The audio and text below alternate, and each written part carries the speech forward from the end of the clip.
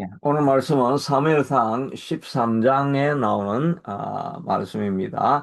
이제 사울이 왕이 되고 난 이후에 어, 다스린 지 2년이 되었다라고 말하고 있습니다. 그리고 사무엘은 어제 12장에서 마지막 은퇴 기념 설교를 했지요. 이제 내가 다스리는 것은 아니고 사무엘이 이제 사울 왕이 나라를 다스리게 될 것이다. 그러나 내가 뒤로 물러가 그냥 쉬고 있는 것이 아니라 기도하지 않는 그런 죄를 범치 않겠다라고 하면서 사무엘은 계속 기도를 하고 있습니다. 그런데 이제 사울에게서 통치하다가 전쟁을 하게 되는데, 요나단이 그 블레셋 사람들의 수비대에 올라가서 공격을 하게 됩니다. 그러니까 그 블레셋 사람들이 사실은 이 당시에 이스라엘은 굉장히 세력이 약했거든요. 그 밑에 보면, 이 사람들은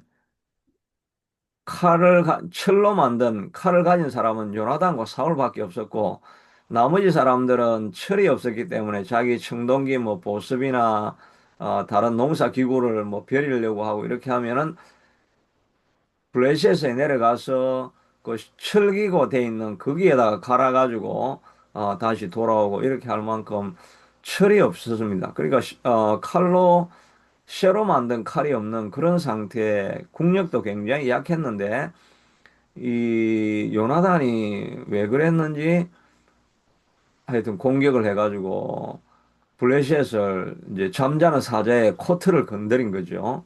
그러니까 기회가 이때다라고 해가지고 블레셋 사람들이 올라와서 공격하기 시작했는데, 모인 사람들의 수가 병거, 그러니까 지금으로 이야기하면 뭐 탱크 같은 거죠. 말에다가 뒤에 병거를 실어가지고는 탱크가 3만 대고 말탄 기병이 6천 명이고, 예, 좀 늦었지만 우리 어, 김채든 여사님 들어오셔서 감사합니다. 좀 늦었지만 들어오신 것 감사합니다. 지금 사무엘상 13장 말씀입니다. 병거가 3만이고 또 마병이 6천 명이다라고 이렇게 어, 하죠. 그 다음에 백성은 해변에 모래알 같이 많았더라라고 이야기를 합니다. 근데 반면에 이스라엘 그 사울 왕의 그 군병은 이제 2천 명은 사울과 함께 있고 1천 명은 요나단과 함께 있고, 이스라엘을 통치하고 있던 그 군사력은 2천 명, 3천 명 이렇게 사울을 호위하고 있는 이런 정도밖에 아닙니다. 그렇게 하는데 블레셋을 공격을 하고 잠자는 사자의 코트를 건드렸더니 몰려온 게 탱크 3만 대하고 마병 6천 명하고 또 공격하는 보병은 뭐 모래알 같이 많은 보병들이 공격을 해오니까 사울이 깜짝 놀랐죠. 놀라가지고 이 그 원래 있던 이 지금 이름이 막 지명이 여러 군데가 나오죠. 믹마스에 있다가 놀라가지고 사울이 길갈로 도망을 가게 됩니다. 도망을 가서 저 후퇴를 하고 있는데, 기다리고 있는 중에 백성들이 생각해 보니까 이거는 뭐 전쟁 해보나 마나 친 것이다. 이렇게 하면서 사람들이 가앗과 길랄 땅으로 다 도망을 가게 된다는 그런 상황이 일어나게 된 것입니다. 어, 예, 지도로 이렇게 나와 있는데,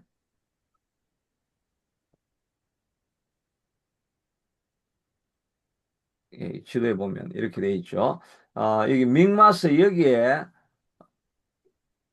아, 기브아에 있다가 요나단이 그 게바에 있는 블레셋 군대를 공격을 한 겁니다. 그러니까 온 애국 블레셋 사람들이 다 모여가지고 믹마스에 다 모였는데, 아까 말한 것처럼 그 탱크 3만 대, 기병 6천 명, 뭐 구름대 같이 많은 블레셋 군대가 모였고 이러다 보니까 사울이 여기 있었는데 여기에 있다가 여기 있으면 안 되겠다 이래가지고 길갈로 도망을 가게 됩니다. 그래서 길갈에서 기다리고 있는데 여기에서 그 이제 사무엘이 올 때까지 이제 기다려야 되는데 7일이 지나도 사무엘이 내려오지 않는 것입니다. 그러니까 백성들은 다 이쪽으로 건너가면 이제 가 지역이거든요. 요단강 건너가면 가 지역이거든요. 이쪽으로 도망가고 뭐 이렇게 다 하면서 남은 군대가 자기 주변에 600명밖에 남아있지 않는 것입니다. 그러니까 사울이 안 되겠다. 우리가 어떻게 하나님께 도움을 구해야 되겠다. 하나님의 은혜를 구해야 되겠다 해가지고 자기가 예배를 드리게 되죠. 원래 제사는 다 번제와 희생제물은 반드시 하나님이 세우신 제사장이 선지자가 예배를 드리게 돼 있죠. 근데 사울이 자기가 예배를 드려버리기 시작한 것입니다. 그러니까 사무엘이 와가지고 왕이여 당신이 참 망령된 일을 하였습니다. 왜 어, 어, 그 망령된 일을 하였습니다라고 하는 말이 예, 앞에서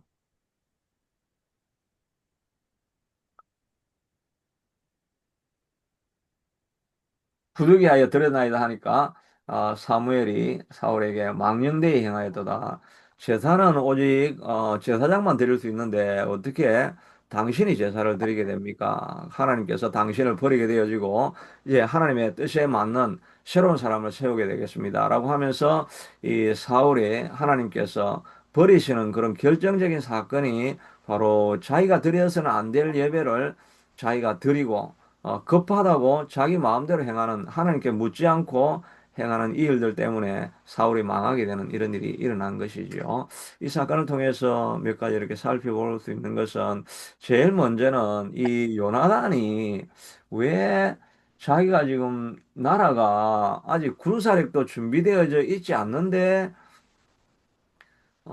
이건 객기라고 할 수가 있죠. 용기가 아니고 객기라고 할 수 있죠. 자기가 준비가 되어야 전쟁을 해나갈 수 있는데 앞에서 말했던 것처럼 자기 나라에는 아직 준비되어 있지 아니하고 군사력도 모아봤자 얼마 되지도 않는데 이 3만 명의 탱크가 있는 블레셋에 가가지고 그 공격을 하고 이렇게 하는 거는 준비되어 있지 않으면서 나가는 거는 마치 용기가 아니라 객기라고도 할 수가 있습니다. 그러니까 전쟁을 하려고 하면 자기가 잘 준비를 해야 되겠죠.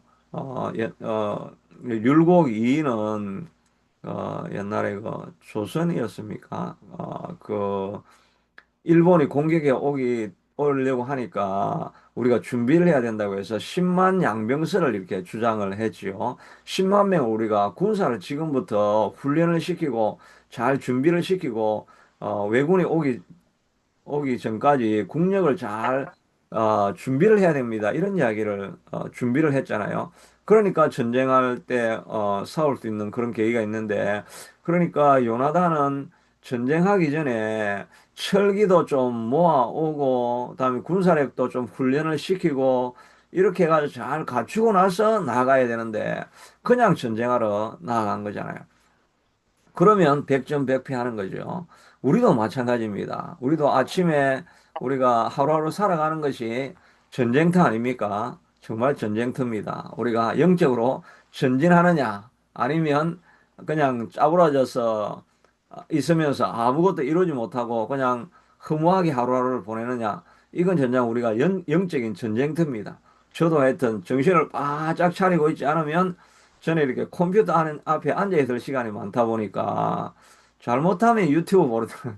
유튜브 보면 그냥 너무너무 재미가 있으니까 또 쇼츠에 보면 그냥 한 1분만 봅시다 하다가 1시간 보고 이러면 이제 마음이 너무나 또 내가 졌구나 하면서 이제 그 쇼츠를 그만 보게 되고 이렇게 할 때 마음에 실패했다는 실패감이 꽉 찾아오죠.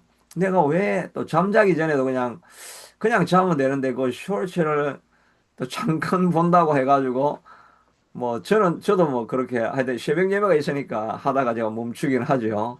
그게 새벽 예배가 진짜 중요한 겁니다. 빨리 자게 만드니까. 어린애들은 그냥 이불 안에 들어가가지고 보다 보면 그냥 밤을 새우는 애들도 많다고 그러죠. 우리가 마음에 오늘 하루를 내가 어떻게 살아야 되겠다. 설계하고 계획하고 어떻게 싸워야 될 도구를 가지고 준비하지 않고 살아가면 그냥 세상 유혹에 금방금방 빠져가지고, 오늘도 실패했구나. 내가 오늘 왜 이렇게 허무하게 인생을 보냈나. 이렇게 하루를 낙심하면서 마치기가 너무나 쉽습니다. 근데 말씀으로 우리가 준비되어 가지고, 그리고 내가 전장터에 나아가겠다. 이렇게 하면 공격이 올 때, 그때, 내가 정신을 차려야지. 내가 그 길로 갈 것이 아니지. 내가 하나님이 부르신 이 길을 향해서 내가 달려가야지. 하는 이런 마음의 준비를 가지고 살아가면 하루가 의미 있게 사라지게 된다는 것입니다. 마음의 준비를 하는 것이 너무나 중요하죠. 그래서 저도 하루를 시작하기 전에 기도하다가 제가 설교를 하지만 은혜가 안 되고 이럴 때는 그냥 말씀을 암송한 걸 자꾸 외웁니다. 두려워 말라. 내가 너와 함께하면 놀라지 말라. 내가 너의 하나님이 됩니다. 또 다윗의 시편 여호와의 내 마음이 확정되고 확정되어 싸우니 내가 여호와를 노래하고 찬송하리로다. 하나님 내가 오늘도 마음이 확정하고 하루를 살아갑니다. 이렇게 자기 자신에게 다짐을 하고 시작을 하면 정말 마음에 딱 굳은 심지가 딱 섭니다. 내가 오늘 하루도 실패하지 않아야 되겠다. 흔들리지 않아야 되겠다. 이런 마음을 가지고 살아가게 돼. 그러니까 전쟁하러 나가기 전에 우리가 하나님이 우리에게 주실 힘을 가지고 준비하여서 10만 10만 양병을 내가 모아가지고 그 다음에 하루를 살아가는 것이 필요하지요. 이 사울도 마찬가지죠. 길갈로 퇴각을 하고 사무엘이 오려고 하면 사무엘이 올 때까지 기다려야 됩니다. 끝까지 기다려야 되는데 사울도 어느 정도는 기다렸죠. 7일 동안 이 위급한 상황에서 기다리는 것만도 사실은 그것도 대단한 일이죠. 그럼에도 불구하고 끝까지 기다려서 하나님의 도움의 응답을 받았었다고 한다면 3만 명의 그 전차 부대가 공격에 와도 사실은 이길 수도 있었습니다. 기다리기만 하면 사무엘이 와서 말하는 걸 보면 조금만 더 기다렸으면 누가 이길 수 있었을 텐데 왜 기다리지 않았습니까? 우리도 기도하다가 기다려야 됩니다.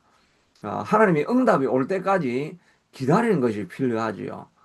나만도 정말 분통이 터지고 무시를 당하고 이런 것 같았지만 그래도 기다렸죠. 7번, 한 번, 두 번, 세 번, 네 번, 다섯 번, 여섯 번까지 들어갔는데도 몸에 아무런 변화가 안 일어나니까 이 정말 병사들 앞에서 총사령관이 참 창피하고 정말 수모를 당하는 것 같고 그리했지만 7번까지 기다렸다가 내려가니까 하나님의 역사가 나타나가지고 온몸이 아기 피부같이 50대, 60대가 됐을 텐데 아기 피부같이 그냥 깨끗하게 되었더라.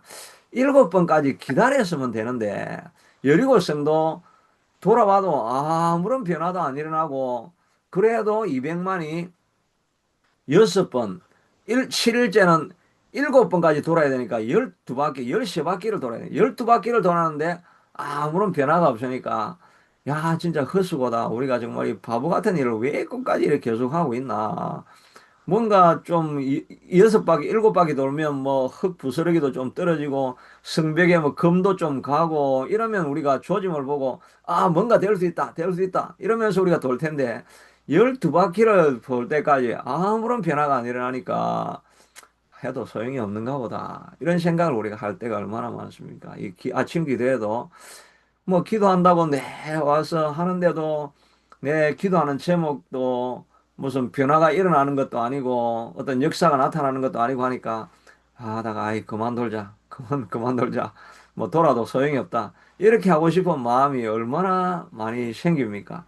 그럼에도 불구하고 마지막까지 아무런 변화가 안 일어나도 끝까지 기도하는 것이 필요하죠. 그래서 다윗이 시편에 보면 How long, how long, 언제까지입니까? 언제까지입니까? 이렇게 하면서 기도하는 내용들이 많이 있죠.